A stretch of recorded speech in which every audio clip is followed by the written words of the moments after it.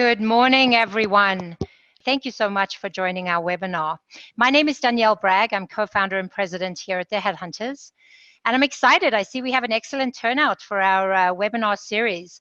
And we really do believe that today's presenter and topic will help set you up for success in your job search and career. And as you know, today's webinar topic is on how to ace behavioral interviews. But before I introduce our guest speaker, there are a couple of housekeeping items that I would like to run through really quickly. There is a question and answer period at the end of the presentation. But if you do have any questions, please feel free to type them into the chat panel and we'll address as many as possible, either during the presentation or at the end. You can choose to share your questions with everyone online today, or you could also ask them privately to the panelists. So we invite you to sit back and take it all in over the next 45 minutes. Don't worry too much about writing anything down, as an email will be sent out tomorrow to all of the attendees. There'll be a link to the recording of this webinar, which will include the audio with the video recording of the slides. And now to introduce our special guest presenter, Angela Champ.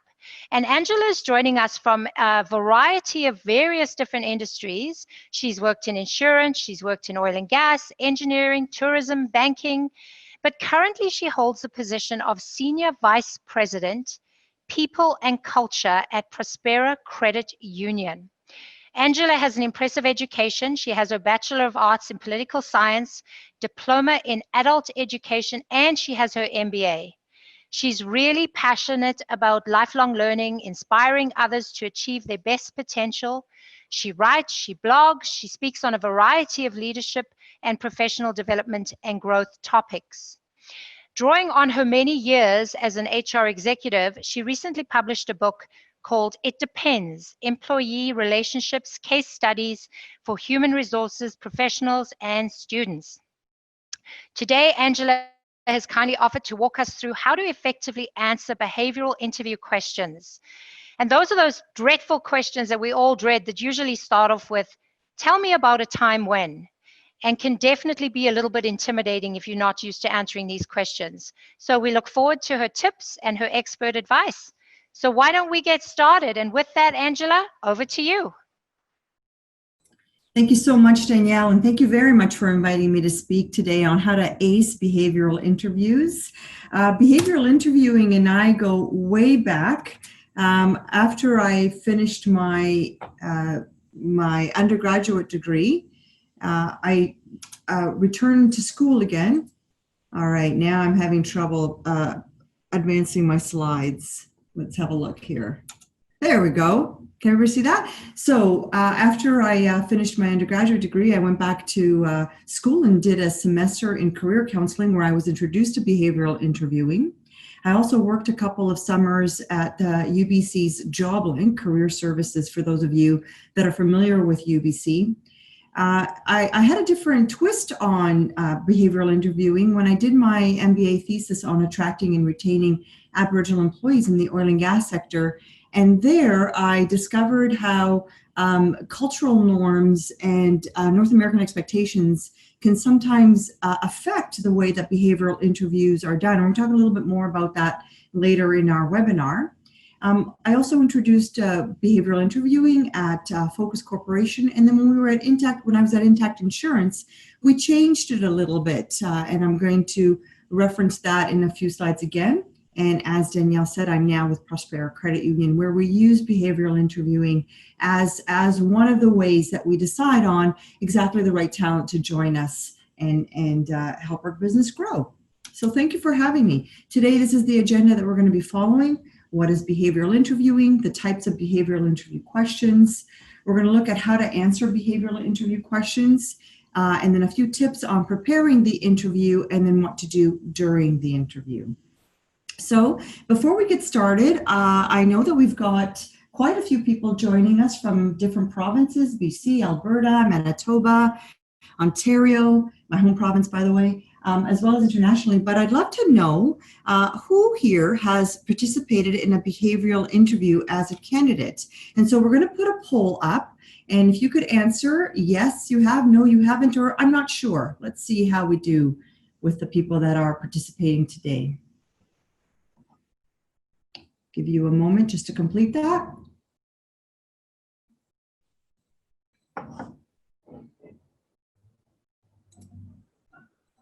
All right, I think we're going to see okay, quite a few of you have participated in a behavioral interview. So this will be familiar to you. For those that haven't, behavioral interviewing, let's close that off. Behavioral interviewing.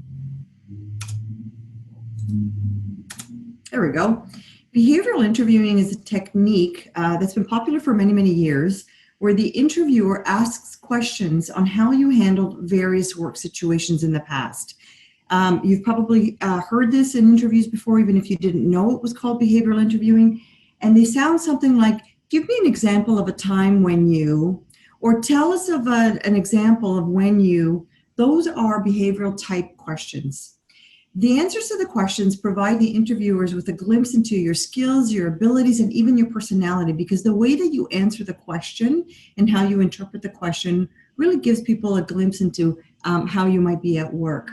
The concept behind behavioral interviewing is that your behavior in the past reflects and predicts how you'll behave in the future.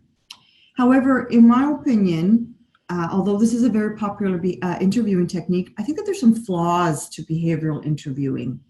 First of all, not all interviewers are skilled at interpreting answers or probing deeper for more information. And this goes not just for hiring managers, line managers, but sometimes even some human resources folks. I know we've got some on the call today, are not all skilled at interpreting answers or probing deeper. Secondly, the nature of the questions means that the interview can take a long time, or that only a few questions can be asked. And when we talk in a little bit about how to prepare and then what to do during the interview, I'm going to address this point specifically. Thirdly, behavioral interviewing doesn't take cultural differences and norms into account. As I mentioned when I did my thesis on Aboriginal recruitment and retention, there are some behavioral interviewing works really well in the North American sphere with people who are accustomed to North American norms, but there are some groups, whether it's gender or whether it's ethnicities or nationalities, that just don't feel comfortable talking about themselves in the I way that behavioral interviewing needs you to answer. Some groups and some people prefer to answer in we did this, our team did this, and behavioral interviewing doesn't really lend itself to that. And the last flaw, or one of the biggest flaws from my perspective, and this is just my opinion of behavioral interviews, is that the concept assumes that people do not grow, learn, and change. If the concept of behavioral interviewing says that your past behavior will predict your future behavior, what that says is that as human beings, we don't learn from mistakes, we don't learn from experience, and we don't change the way we do things. And so I'm going to also address this a little later in the webinar on how you can show that you do grow, learn, and change as a human being and as a professional. I'm going to pause here just to see if there's any questions before we continue on. Okay, seeing none. So let's look at what types of behavioral interview questions there are. From my perspective, there are two types. There's leading and non-leading. And so here is an example of leading. Give me an example of a time when you had a conflict with a coworker. What was the situation and how did you resolve it? And how did you resolve it is the leading part of the question.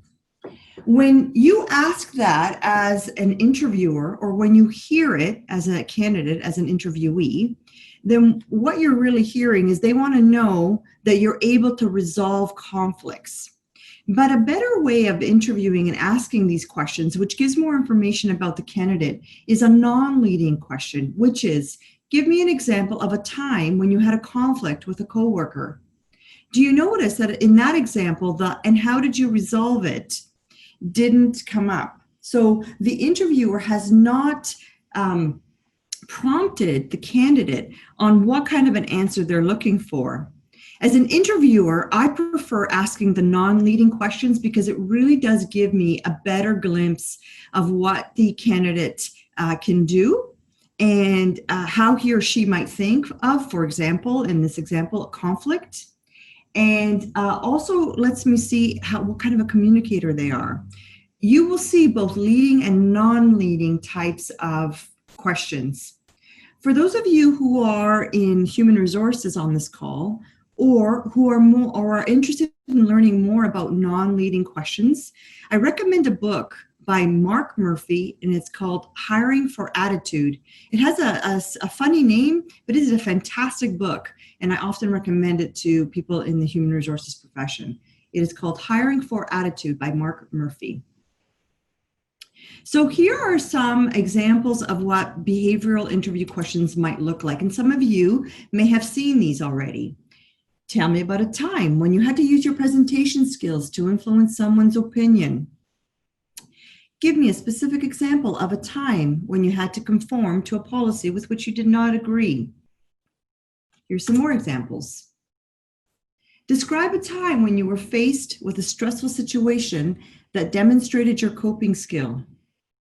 In this example, you'll see that this one is actually a leading question, because that demonstrated your coping skills is prompting you to what kind of an answer the interviewer is looking for. And so in this case, hopefully the example you're going to give them is in fact going to demonstrate your coping skills. But if it's a non-leading question, my suggestion, and we're going to get into this in a few minutes, is think of how you can answer it in a positive way, even if it's a non-leading question. That is your goal in answering these questions. We're going to go to another poll question now. I'd like to know of the people on the call with us today, are you preparing right now for behavioral interviewing? Yes, I have one the next week or so. Nope, there's nothing set up, but there may be one in the near future. No, I have no interview set up. I just want to be prepared just in case, or none of the above. I was just curious about the topic. Take a moment, please, and fill out the poll, and we can see where people are standing.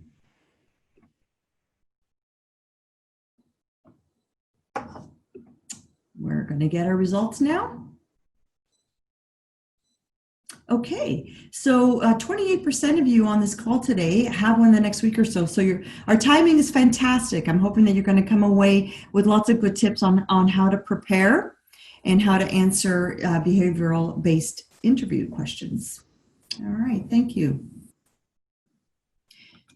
So how do you answer behavioral interview questions? Well, you've probably seen this before, but what the interviewers would be looking for is a STAR type answer.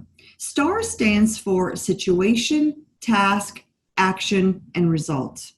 And so I'm going to walk through each of them and give you an example. So situation means describe the situation you were in or the task that you needed to accomplish. It needs to be a specific event or situation, not a generalized description of what you've done in the past.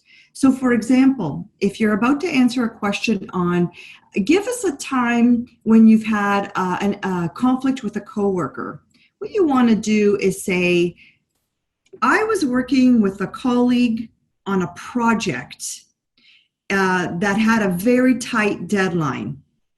And so the situation is the project with a very tight deadline, as opposed to answering as, I just worked on the same floor as this guy that I just didn't get along with. Do you see how the difference is between being specific about your situation versus being more general? You need to give enough detail for the interviewer to understand, but not so much detail that your answer becomes long and rambling. The T stands for task. What goal were you working towards? So I was working on this project with my colleague, and we had a very tight deadline. He and I had to get together and figure out the implementation plan for a geographically diverse population base. So now I've given you my task. So what we're trying to do, we were getting together to figure out the implementation plan. So I've described the situation, I've described the task. Actions. Describe the actions that you took to address the situation with the appropriate amount.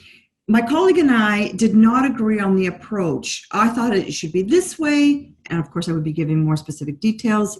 My colleague thought that we should be using only a technology-based solution. I didn't think that that was high touch enough. We couldn't agree. We got into some very heated discussions. And so now you're talking about what's happening, but you need to also talk about what action did you take. And so it could be, we decided to take a break from the meeting. We decided to brainstorm or bring a third person in. We decided to compromise and take a little bit from both. So you have to describe what action you took. And then the most important thing is you have to describe the result. This is important even if you are being asked a non-leading question. So if I asked you the question as an interviewer, give me an example of a time when you had a conflict with your colleague, with a colleague. If you told me the situation and the task and the action, but you didn't tell me the result, that actually scores against you in a behavioral type interview. So you need to tell me the result. Now, you need to tell me a positive result even if the situation didn't turn out positively. And here's what I mean by that. Let's say you never did get along with your colleague. You just couldn't stand each other. And so in the answer you're going to give, you might say, in the end, we never did come to a resolution and the project did not succeed as a result of it. Okay, do you see how I've actually given you an example that doesn't sound very positive, but here's how you turn it around to make it a positive. What you say is, since then, I've started to approach these situations and relationships differently. I've taken a course on emotional intelligence so I can become more aware and increase my relationship management. I've decided that we can set ground rules before we start any project. I try to separate the person from the problem. And so tell the interviewer what you have learned or would do differently since that scenario. And here's how you overcome the flaw of it assumes a person doesn't grow, evolve, or change. If you can answer a question, even if it did not have a positive outcome, but show the interviewer how you have learned or grown in the meantime, that will put you in very, very good stead. So how do you prepare for a behavioral interview? Well, the first thing you need to do is make sure you've reviewed the job descriptions and the accountabilities. For those of you that are getting ready for an interview coming up, or you've been job seeking, pull out, if you will, any job description that you're looking at right now. It can be anything, just so that you can walk along with me. When you're reviewing the job description and accountabilities, make sure you're writing in the margins or making notes in a notebook about work that you've done that aligns with the tasks and accountabilities that they want you to be doing, so that you're prepared with examples of why you're the right candidate. But also be sure to review the soft skill qualifications and look for words such as problem solver, team player, multitasker, high emotional intelligence, anything that refers to soft skills, influence. Look at the job description you might have right now that you might be considering for, and see if you can identify those soft skills. Highlight them, circle them, make a note in your notebook. Make notes ahead of time with examples of what you've done and bring these notes with you. And very importantly, practice. Look for sample questions online. Ask someone to do a mock interview with you. Many universities, if you graduated from college or university, have career services that are open to their alumni, and they will also help you do mock interviews. So at the very least, you can reach out and do that. If you haven't graduated from university or your particular school doesn't offer that as an option, check your local library, because they often will offer. Talk to your own human resources people and see if they will help you with mock interviews, or worst comes to absolute worst, ask a friend to do it with you. When you do a mock interview, it helps you practice. If you are going through with a search firm, such as the Headhunters, ask them if they'd be willing to do a mock interview, a couple of questions with you. So what I've done is I've taken a sample job posting, and I'd like to thank the Headhunters for being open to my taking one from their website. This is a live posting from it, and I've redacted it So in this example, they're looking for an industrial account executive who will use a consultative sales approach to determine customer needs and increase profits. The ideal candidate will utilize their strong interpersonal skills to upsell products and maintain professional working relationships. So what I've done in this example, and you can look at your own job posting that you're considering and do the same thing, follow along with me.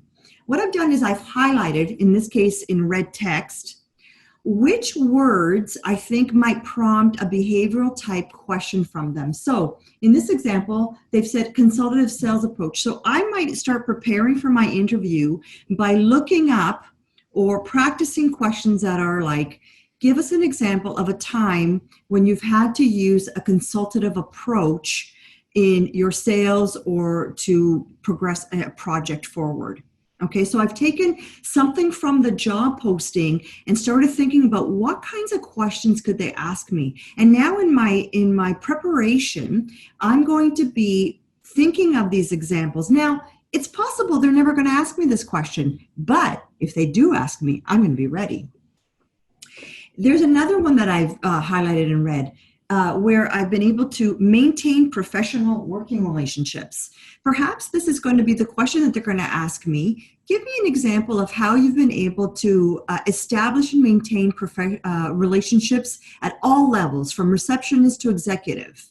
Okay, so I'm going to have to think of a time in my career or in my volunteer or in my sports or in whatever else I do where I have had to build relationships across a broad spectrum. So in my preparation for my interview, I'm going to look at my job posting and I'm going to find keywords, and then I'm going to look up through Google or Bing or whatever you want to look up, whatever search engine, sample behavioral interview questions that has to do with these points. I've also highlighted, for example, prospects new business through cold calling. They might ask me a question on that, and so I'm going to be ready with an example. I'd like now to ask you another poll question. I'd like to know, of those on the call, how many of you regularly practice for interviews through mock interviews? Always, sometimes, rarely, or never?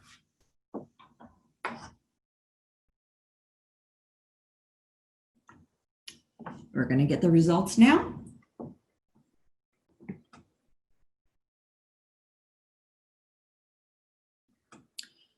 Okay, so 63% of you on the call rarely or never practice for interviews. I would say even if you are experienced in your career and you've perhaps even had a lot of jobs, so you've gone through a lot of interviews, it's always good to practice. Even professional athletes and actors have coaches and they practice. So why not candidates for an interview? It certainly will help you feel more prepared. And it will also be, allow you to be more confident during the interview. So let's talk now during a behavioral interview. We have a question here. Will the slides be available to download? I believe that the webinar will be available downloaded after the webinar. Danielle, I'm sure we'll talk about that at the very end. So during a behavioral interview, as I mentioned, be sure to use examples from various roles or areas of your life. For those of you who are early in your career and so you don't have a lot of examples to draw from, don't be shy about including work experience, school, sports, volunteer. It doesn't have to be from one area. Maybe you sit on the strata council for your apartment, your condo building. That counts. Maybe you sit on a board of directors for a nonprofit. That counts. Feel free to refer to the notes you prepared in advance. Some candidates are nervous about having anything in front of them. Bring a pen. Please bring a pen and bring your notes and put them out on the desk. And don't be shy about referring to the notes. Very, very important. Make sure that each story, each answer you have has a beginning, a middle, and an end. And so this is where the practice will come in handy. You need to know what you're going to say. And if you've been practicing your scenarios, you're going to be able to say the situation, the task, the action, the result. That is the beginning, the middle, and the end. I already mentioned that the outcome, to make sure that the outcome or the result reflects positively on you, even if the result itself was not positive. And so if it's, give me an example of a time when you've had conflict with your colleague and you truly did not resolve the issue. Talk about what you've done since then. Since then, I've learned a lot about myself. I've learned that I can be stubborn, and so I've increased my level of emotional intelligence. I've become less rigid. Whatever it is, make sure that it reflects positively on you. But do not embellish or lie. Your answer should be verifiable with your references or with your former boss.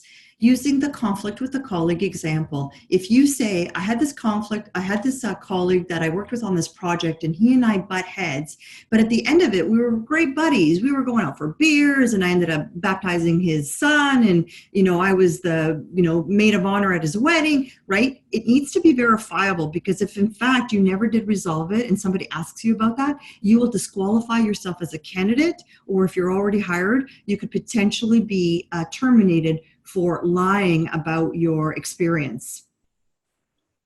Be specific. Don't generalize about several events. Give a detailed accounting of one event. This is one issue I find when I'm interviewing candidates, is we will ask them a question. Give us an example of a time when you've had to relay bad news, even if you yourself didn't agree with the news. And the candidate will say, well, I work in an industry where there's a lot of, bad press about us. And so sometimes it just has to be, no, you need to be specific. People do not, the interviewers in a behavioral based interview do not want just generalized about several events. They want to know one specific event. If you have answered a question and the interviewer prompts you with, yes, but can you give me a specific example? Or says, but what specifically did you do in that scenario? Then you know that you have not answered the question correctly or the way that they're looking for in a behavioral based interview. So go back to your STAR preparation, situation, task, action, and results, and make sure that you're using a specific example to talk about what you did. One of the challenges that some interviewees have, and women tend to do this more in my experience than men do, is we tend to want to share credit and not be bragging about what we do. And so sometimes women will say things like, well, we on our team, my team did this and we did that and we did this. Here is where you need to be specific about what you did. Don't use the we, except where it's appropriate. So I led the team to do this, and together we did this, and my role in that was this. Make sure that you're being specific about what you did. But most importantly, and this is the tough part, be brief. When you're practicing giving answers in 1 or 2 minutes. I have seen candidates who take 10 to 15 minutes per question. Now, many interviews last between 30 and 60 minutes. And that is because they might have some back-to-back interviews, and so they might have a day of interviews, or because they've slotted the interviews in during a day of meetings. And so they may not have more than 30 or 60 minutes to spend with each candidate. If you are taking 10 or 15 minutes to answer a question, after the icebreaker, after the getting to know you part, you're only going to have a chance to answer 1 or 2 questions. I can tell you, you will not be shortlisted as the final candidate if you've only had a chance to answer 1 or 2 questions. Because 1 or 2 questions in an interview is likely not enough to determine if you're the right fit or have the right skill set for what they're looking for. In your mock interview practice, or even if you're just looking in the mirror and practicing with yourself, you need to make sure you're brief. A beginning, a middle, an end, using the STAR technique, and 1 to 2 minutes per answer. It is a tough skill to have, and that's why you need to practice. So what does the interviewer look for? Well, did you actually answer the question? If you find that the interviewer has repeated the question or an element of the question, you haven't answered it. Go back to the STAR technique. Was your answer specific about you, or were you a minor player in the story? Did the answer show a positive resolution? And did your answer show that you have the skill that they are looking for? And they're also looking to see, are you a good communicator overall? And so to help us wrap up, I have one more poll question, and then I'd love to open it up for questions. Now that I've attended this webinar, how do you feel? I know more about behavioral interviewing than I did before. I know less about behavioral interviewing than I did before. And I know about the same about behavioral interviewing as I did before. We'll do a quick check-in with everybody. And we're getting the results. Oh, that's wonderful. 82% of you know more than you did before, and 21% know about the same. Thank you very much. So I'd love to invite you to connect with me. You can connect with me on LinkedIn at linkedin.com/in/Angela Champ. If you do connect with me on LinkedIn, please be sure to reference this webinar, How to Ace a Behavioral Interview, so that I know and can reference where I might know you from. As well, you can check out more information on my website, angelachamp.com, to see more information about where I might be speaking or about my book. And with that, I am going to open it up to questions. Awesome. Thanks, Angela. We really appreciate it. We do have a number of questions, some that have come in on the public chat room and some that have come in privately. One of the questions that has just come in says, hi, I have difficulty finding relevant references as many of my supervisors or all have now retired and those that I'm in touch with are often away traveling. Do you have any suggestions on how this individual could get around that? Sure. And this the question of references is an interesting one because you have the gamut of some organizations who are doing away with reference checking altogether. Other organizations will only accept former supervisors and not just other casual references, which poses a problem if you don't want to tip your hand that you're looking for a job. And yet other organizations will do 6 to 8 references, and they'll do almost like a 360 on the candidate. So in this example where your supervisors have retired or they're away traveling, I would recommend a couple of things. If you are job seeking and you know you may be asked for a reference, contact them through LinkedIn if they are through LinkedIn or the last known, and ask them if they would be willing to stay on as a reference for you and which is the best contact information to reach you. Secondly, if you cannot find them, ask people that you work with to do recommendations on LinkedIn. I know the big thing now is to do endorsements, but endorsements are a little bit meaningless because sometimes people will endorse you for things even if they've never met you or worked with you. Whereas a recommendation specifically is from somebody who's worked with you in some capacity, and if they can do that, at the very least, what you can do is if you cannot find a direct supervisor or colleague that you worked with, you can point the hiring manager to your LinkedIn recommendations. That's one way that you can go about that. Great, thank you. And I see we've got some other questions, but I'd like to actually address the questions relative to the behavioral presentation that you did for us, because we do have some that I think are really applicable.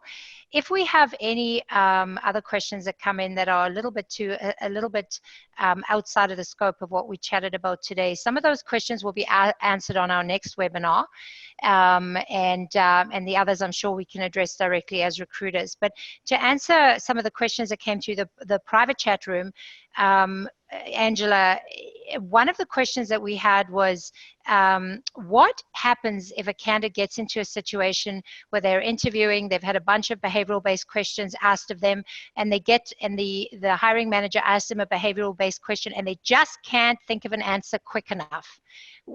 Nothing relevant seems to come to mind. How would you suggest that they address that?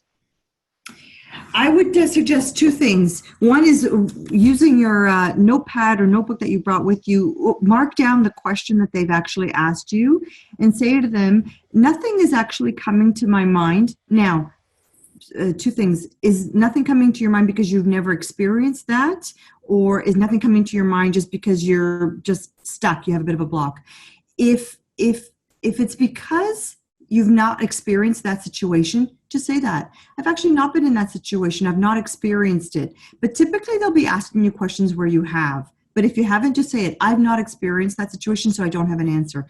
If you've just drawing a blank, write down the question that they've asked you. Say, you know what, I'm drawing a blank right at this moment. Could we go on to the next question? I'd like to come back to it. And by writing it down and giving your mind a moment to mull it over, you probably will come up with a question or with a scenario that you can answer the question with. I see a question, if I may be permitted. The question is, with behavioral interviews, how do you limit yourself to 1 to 2 questions? Do you just give examples that are simple? This is where the practice comes in handy. You'd be surprised how much information you can get in 2 minutes. And so when you have looked at the job description, the accountabilities, and you've looked at what possible questions they could ask you, practice with the STAR. So you think about what the situation is. It could take 15 to 20 seconds to explain the situation. Then you talk about the task and the action. That might take you another 45 seconds to a minute and a half. And then you talk about the result. You would be surprised at how much you could answer in 2 minutes. Now, could something more complex or a follow-up take you 3 minutes? Yes. What you don't want to be doing is talking for 5 minutes or 10 minutes, because then what you're doing is a Shakespearean soliloquy, really, is that what you're doing, as opposed to answering the question, and you're running out of time. One of the other questions that came through, and I know obviously we want to be respectful of everybody's time, but some of the situations that we see candidates going into is, we're working with them, we're preparing them for behavioral-based questions, but they are in a situation where they've signed a confidentiality or a non-disclosure agreement. What happens in a situation like that? Can they be vague in their questions? I know you said they needed to be very specific. How would you suggest they get around that?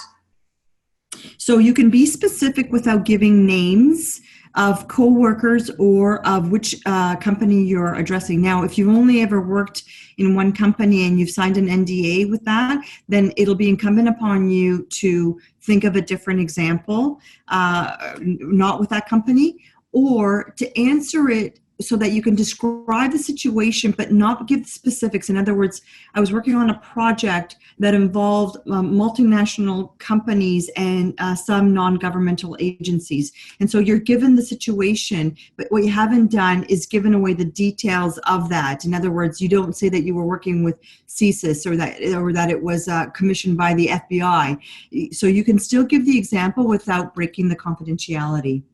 When you're giving the result, I don't mean the result was, and so as a result of that, we made $14 billion that we never claimed on our income taxes. You want to give the result of that behavioral question. And so there's a way to answer it without giving away proprietary secrets. Fabulous, thank you. And really informative today. We coach, as I said, we coach candidates a lot on behavioral-based interview questions, and it continues to be the one thing that really does make people really nervous. And I learned a lot today. I think the biggest thing that I took away today was, really looking at the job description and then really preparing based on what the client or your future employer is telling you that he needs, and then assigning it specifically or really working on what, based on that job description, what are the questions that are the most likely for the employer to ask you when you go into the interview. So I thought that was really helpful. So thank you. I think as recruiters, we've got some new tools that we can put in our back pocket too to be able to help coach our candidates. So I think just for the sake of time, I know we have a bunch of other questions. Again, I know some of them are not applicable. They are applicable to your job search, just not applicable to behavioral-based questions. We'll try and answer those for everyone individually. But I think, again, we promised everybody, 45 minutes, so we want to stick to that time frame as much as we can. But Angela, thank you. Having somebody that has worked so much, in your industry, that is a real expert, that does as much as you do, we really appreciate the time that you've taken away from your business to be able to help some of the people that we work with. So we really do appreciate your tips, and all of them are easy action items that we can all put into place right away. So just final housekeeping items. I know we had a couple of questions. There is a link right now that you can click on to complete a short survey. This helps us to make sure that our webinars continue to be valuable to you in the future. So we really appreciate your feedback. An email is going to be sent out to you tomorrow with a link to the same survey. So if you don't have time to do it now, if you wouldn't mind completing it when you do have time. And with that, there'll also be a recording of the webinar. Sometimes it does go to your junk or your spam. So if you don't see it, look in those folders after 24 hours. And then, we're here. We work to build, to help our candidates find good homes, to ensure that we're working with you, partnering with you in your job search. So please, any additional questions, contact us via email at the address on your screen. And then just a reminder, we have 2 more webinars coming up. We hope that you'll join us and you'll get some more tips on your job search. On October 23rd, we have one on how to take your resume and interviews to the next level. And then on November 13th, we've got a really interesting one on how to negotiate salary and benefits. And we know that's another one that can be a little bit tricky for a lot of candidates. So thank you so much, everybody, for joining us today. Look out for the webinar details. And again, thanks to you, Angela, for investing your valuable time in us and the people that we work with. Have a good day, everyone. Bye-bye.